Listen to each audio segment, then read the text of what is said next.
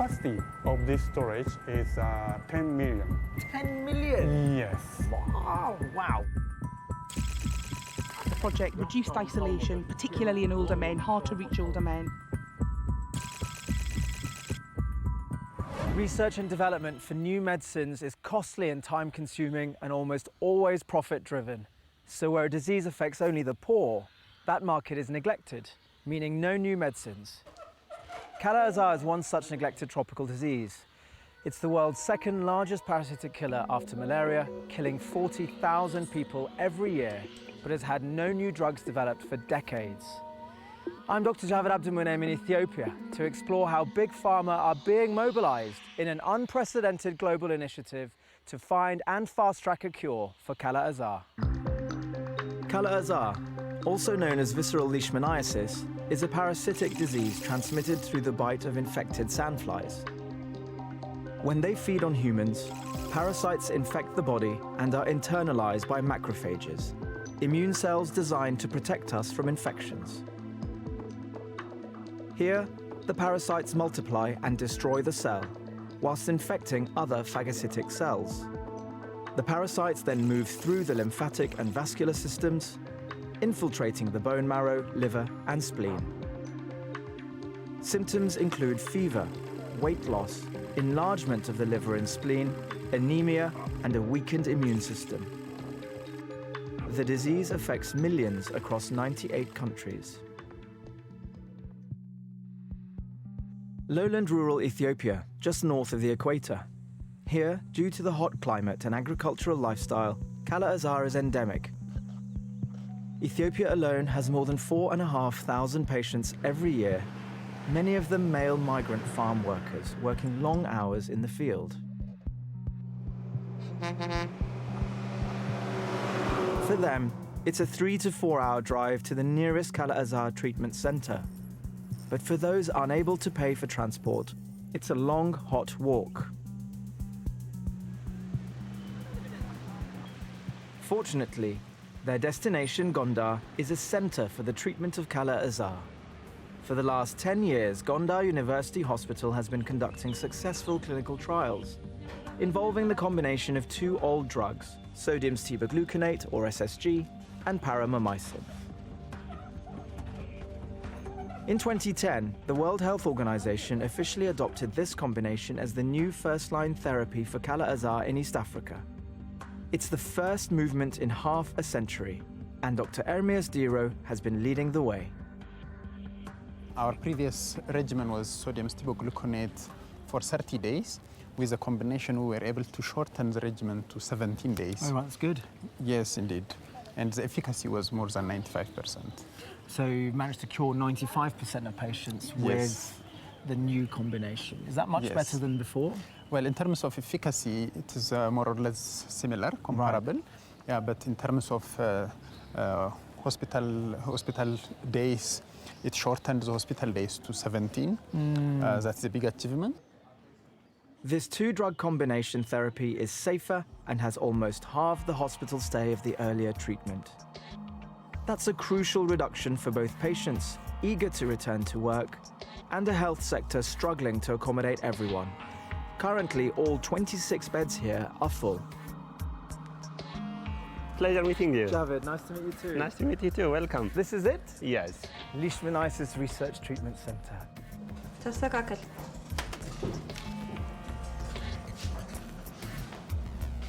After the heavy demands of this year's high season, the hospital has run out of paramomycin, and despite the new WHO guideline, is forced to return to the full 30-day regimen of painful and toxic SSG injections.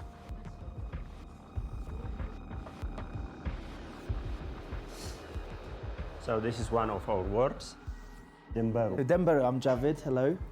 He feels very hot, he still has fever. How long have you had fever, Dembaru? ምን ያህል ጊዜ ነው ሙቀቱ የነበረ በአጠቃላይ? 2 months. Gosh. He has been sick for around 6 months now. Oh, right, okay. Dembaru, you still have pain in your stomach? በጣም አለኛው ይወጋል ቀስቀም። Dembaru was first suspected of having malaria due to the similarity in early symptoms. But after not responding to treatment, he was referred to another clinic which finally diagnosed Kala Azar. Now 6 months after he first fell ill, he's in good hands. But if it was left any longer, he might not have been so lucky. These are patients who are in very remote places, not able to find diagnostics for Kala Azar. And subsequently, this when they are really weak and fever persisting, then they go for Kala Azar. And now that you're here in hospital, not working, how does that affect your earnings? እስከሚሻለኝ ታክሜ ወጥቼ ወደ ስራዬ የተወሰነች ናት ሰራይ በላታለሁ። ይሰራል ይበላል። በቃ በሽታው ሲጠናብኝ ግን በቃ ወደዚህ መጣ የተወሰነች ወደ ትራንስፖርት። Dambaru is likely to normalize within a week. Still, like all Kala Azar patients, due to the dangers of SSG, he'll require round-the-clock monitoring and toxicity testing for the entire 31 days of treatment. The new combination therapy is an improvement, but until these toxic drugs are replaced entirely by new, safer and more efficacious ones, it's still not good enough. As a neglected tropical disease, Kala Azar is desperately in need of a new research and development boost. A few thousand miles away, help is at hand through a new global initiative. We're here in Geneva, not far in fact from the UN and the World Health Organization, but over here we're going to meet DNDi, the Drugs for Neglected Diseases Initiative. DNDi are the non-profit organization behind the SSG-PM development. Founded in 2003 with the help of Médecins Sans Frontières Nobel Prize money, they've been rallying commercial pharmaceutical companies around the world to share their resources. Already, they've gained access to a limited selection of big pharma drug libraries and now have a portfolio of 15 promising new drugs in various stages of trial for several neglected diseases. But now, it's a particularly important time for them. Come and have a seat. Charlie Mowbray, head of drug discovery, is the architect of the all-new NTD Drug Discovery Booster, a project designed to access and speed up new therapies for Kala Azar. Well, it's a great time to visit. Here's an email I'm just about to send to 4 of the world's leading pharmaceutical companies. Okay. So AstraZeneca, Azar, Takeda, Shionogi. Crikey, okay. You can see here there's a chemical structure. There's some information here, different ways of depicting the structure, its activity against the parasite. Also, it happens to kill T. cruzi that causes Chagas. So this compound will kill the parasites that cause Chagas disease and Leishmaniasis. Really? We will have screened 100,000 compounds maybe to find this one. They're really precious. The parasites are really difficult to kill. The properties of this are still quite a long way away from what we need for something that will ultimately become an oral medicine that you can swallow and it'll kill the parasite. So we would normally have to start making compounds by hand, one at a time, really slow, really expensive. But the companies that have been working in drug discovery for 50 or 100 years already have big collections, hundreds of thousands or even millions of compounds, and they're going to have some that look a bit like this one. This is drug discovery. DNDi is essentially on the hunt for a lookalike to this compound, one that may have even better properties for the purposes of a new drug for Kala Azar. But they can't do it alone. That's where the booster comes in. Each participating pharmaceutical company has effectively opened their entire back catalogue, and what's more, they'll lead the search themselves. How have you persuaded these companies that it's in their interest to do this? Well, I think there's many motivations, but one of the things I like, I'm a scientist, I used to work for a pharmaceutical company. The people on the other side of this project are no different from me. They're really excited and engaged about working on a disease like this because we can all see the appalling need here. Those people want to help. And I hope some other companies are going to join this project quite soon. So we really want this to be a global consortium. Can you name and shame the ones that haven't signed yet? We're working hard with some other companies. You know, it takes a long time in discussions like this. We hope some other big companies will join soon. Great. So you're going to click send? Well, I'm just about to do that. So yeah, look, we can send it. Yeah. And that will be off to our partners in the UK and Japan. At the end, the drugs will be made available at no cost or low cost to the patients that need them. So, an exciting time. Fingers crossed. Glad to be here for it. 4 pharmaceutical giants have so far signed the booster contract, which means DNDi now gain unlimited access to millions of compounds. One of the companies, AstraZeneca, is in the UK, the other 3 are in Japan. Shinogi, Takeda, and Azar, who have received Charlie's email with the seed. We're looking for the man who received the email from DNDi. I believe he's in here. Atsushi? Hi. Hello. It's nice to meet you. Nice to meet you. Javed. Javed. So you look at structure of molecules on computer models as well as in real life clinically. Sure. Yes? Yes, you're Can you correct. show me what you do? Yeah, of course. Let's please. have a look. Nice to meet you. Oh, nice to meet you. This screen is based on three-dimensional structure. This is so. This compound is seed compounds. And imagine this is the seed that came from DNDi. DNDi's seed is 17 parts carbon, 4 parts nitrogen, 15 parts hydrogen, and 1 part chlorine, connected into this unique shape.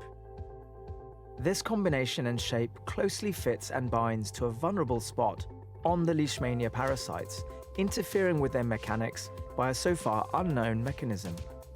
But the fit could be better. It's like fitting a key to a lock by intelligent trial and error. 1.0 is a 100%. Yes. This is the same compounds. Okay, this is not similar. You don't have to be a chemist to say that this doesn't look like that. So I will search similar compound based on chemical properties. So oxygen and nitrogen. Yeah. And so this is so screening is running. Oh yes, it's really quick. It's running. Yes. Ah, there you go. 94% Yes. similar. Yes. And you can see two rings, triangle. And the next one is 85.7%, and so on and so forth. That didn't even take 2 seconds. Yeah. After a successful scan for compounds with a similar chemical makeup to DNDi's seed, the team conduct a second scan for shape and behavioral similarities. Gosh, it's really fast. In this system, we can search the compound which have the similar properties, the shape or some properties. Wow. Not the structure itself. So not just, so actually it's an additional layer of screening for similarities. So these compounds actually exist in your library in this building. Of course. Crikey, are we going to see them? Please. Yeah? Yeah, of Amazing. course. Thank you very much. Azar have in fact found 96 matching compounds that DNDi have requested to see. Kim manages the archive. So we store many compounds in this automated storage. In there? Yes. This rack has 384 mini tubes like this. Oh wow, that's so small. This tube contains our sample solution inside this. So how many do you hold in there? Yes. Capacity of this storage is 10 million.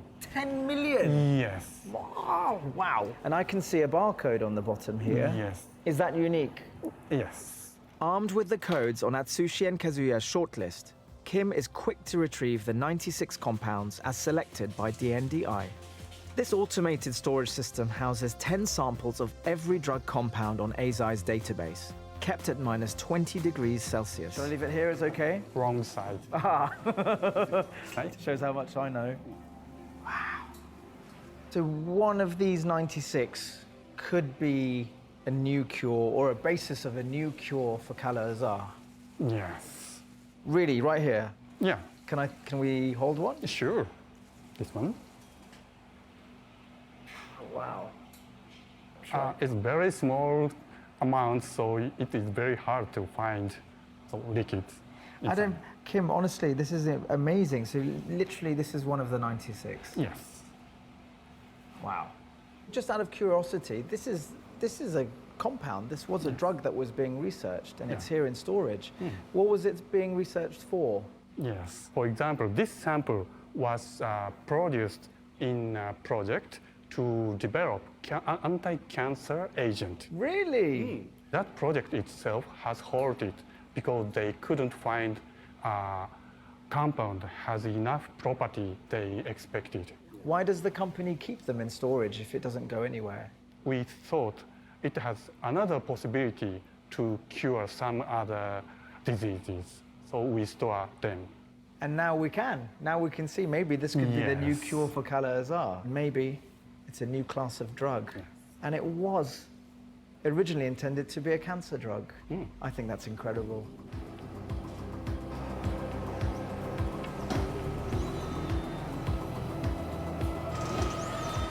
The samples are now packed for delivery and will head to a Korean lab where they'll go through rounds of testing against Kala-Azar infected cells. The most successful of them will become a new seed, and the process will begin all over again, further refining the candidate compounds. And off they go to Korea. Yes. Yep. Within a year, DNDi expect to identify the first truly promising new drug candidates. Back in Gondar, that's a very welcome prospect for Dr. Ermias. We will continue the clinical trial until we get an oral therapy which can easily treat Kala-Azar. Yeah. So some tablets would be better. You don't have to bring the patient to the hospital. Obviously, yeah. You can easily treat, if you get an oral tablet which is safe and effective, you can easily treat this kind of patients in the field setting where they are. It is found in very resource-limited settings, remote border areas, with poor health facility setting. So the best will be to have an oral drug to treat Kala-Azar. For now, although he's doing much better, Dembaru will have to put up with that tedious long hospital stay and daily SSG. So 28 more painful injections.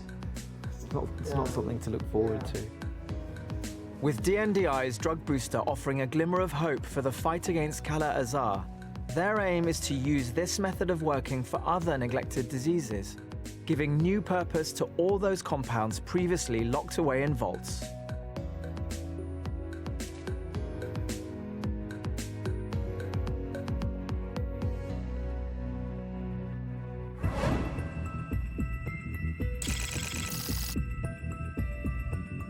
From the fountain of youth to cryogenic preservation, humans have always been fascinated by the idea of cheating death. But scientists may now have found a way to extend our lives by imitating death. Researchers at the Presbyterian Hospital in Pittsburgh, Pennsylvania, are placing people with life-threatening injuries in suspended animation. This groundbreaking technique, which is also known as emergency preservation and resuscitation, is carried out by rapidly replacing all of the patient's blood with a cold saline solution. In this state, the body's temperature is brought down to 10 degrees Celsius, and they stop breathing. There's no brain activity and almost no cellular activity. The patient is effectively dead. This buys doctors a lot more time to deal with patients' injuries. At normal body temperature, cells can survive without oxygen for around 5 minutes before irreversible damage is caused. But at low temperatures, chemical reactions in the cells slow down dramatically and allow the cells to survive without oxygen for several hours. If doctors are then able to save the patient from their injuries, they'll be revived by slowly reintroducing blood to the body. This technique was first successfully carried out on pigs in 2000. And once the blood was reintroduced, this prompted the heart to start beating again. The Presbyterian Hospital will only test the procedure on 10 patients, whose chance of survival is less than 7%. So it's a far from tried and tested technique. And the notion that you could extend the suspended animation from several hours to several years remains, for now, firmly in the realm of science fiction.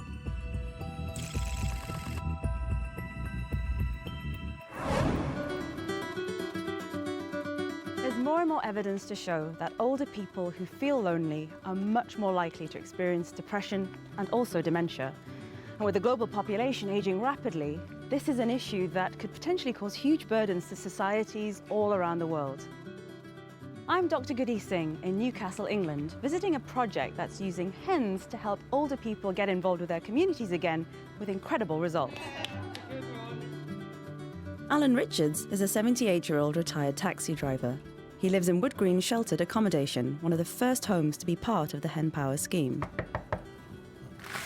Hello. Hello. Hi, Alan. I'm pleased to meet you. Very pleased to meet you. Thanks for having me. In, no. You've got a lovely home. Well, I've always lived in Gateshead. Right. But various parts of Gateshead over the years. There's none of the family left now, though. I'm the last one. Has it been quite difficult being on your own? Loneliness in itself is one of the major problems. When I first moved here, the first 4 years, I knew a lot of the people to say good morning to, and that was it. But then hen power came along. A recent study states that loneliness is as damaging to health as smoking 15 cigarettes per day. And another study concludes that lonely people have a 64% increased chance of developing clinical dementia. By giving older people responsibility for hen keeping, hen power is proving hugely successful at reducing their levels of isolation. About 75 people live on this scheme, and most of them love the hens. We look after them, clean them, feed them, obviously, collect the eggs each day. We hatch one. Do you have a favourite? Yes, the little black and white dog. This one? Good cornet. Okay, has it got a name? It's named Holly after one of the residents' grandkids. If you want to go in, we'll have a look and see if there's any eggs. All right, yeah, that's a good idea. This is where the hens sleep at night. All right. Okay. And if you look in, there's 3 eggs there, which is about average. Do you eat these eggs? We do eat them. And do they taste good? Absolutely phenomenal. Someone was telling me that the hens are usually named after the women. Oh, yes, yes. And so, do you each have a hen named after yourselves? Yeah. Well, we have in our time, but a few have passed away. Oh, sorry to hear that. Do you get attached to the hens? Oh, yeah. When you walk up, you sort of look to see if they're here. See if they're there. And you say, hello, girls. Where my bungalow is, I used to go out the front door and didn't need to come through here. I knew nobody. I didn't know Betty or Doreen or any of... I've made new friends and a different kind of life. I didn't think I'd ever do things like that. Right, Jules. I've got a job on our hands. We need to go and chase these hens in. Come on.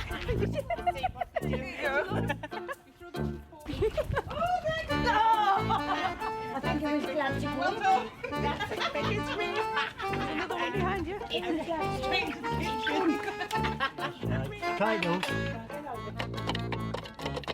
The scheme aims to have hens in 60 care homes across the UK by the end of 2016. With 50 million people worldwide currently living with dementia, local projects like Hen Power can be incredibly helpful in trying to address the issue. Alan is one of the volunteers that helps introduce the hens to the new community. So Alan, you've been helping to build a house, have you? Okay, and is this something that you've done before? Yeah, I've done it 3 or 4 times. Oh. It's just great fun to know all the benefits they're going to get through having the hens. That'll do. We had an evaluation done by Northumbria University, and the findings were that the project reduced isolation, particularly in older men, hard to reach older men. It improved health and well-being. In some of the places that we've worked, it's reduced antipsychotic medication, which is phenomenal. So it's been a very positive thing. Right, shall we help with the rest of this? Are you excited about the fact that you're going to have hens soon? Oh, yeah. Yeah? What do you think of it? Lovely. Really pretty, isn't it? Yeah. And she looks really happy with you. Yes. She looks like she's found her mum. Aww. There we go. I'll let it go. It's great, isn't it? It's great, fantastic to see them. 6 real happy hens. Yeah. And got a beautiful home. Going to be well looked after. You can tell that by both the residents and the staff. The difference it's made to people's lives is phenomenal. Who would think a little hen, a simple little 2-legged hen, it's just changed people's lives completely.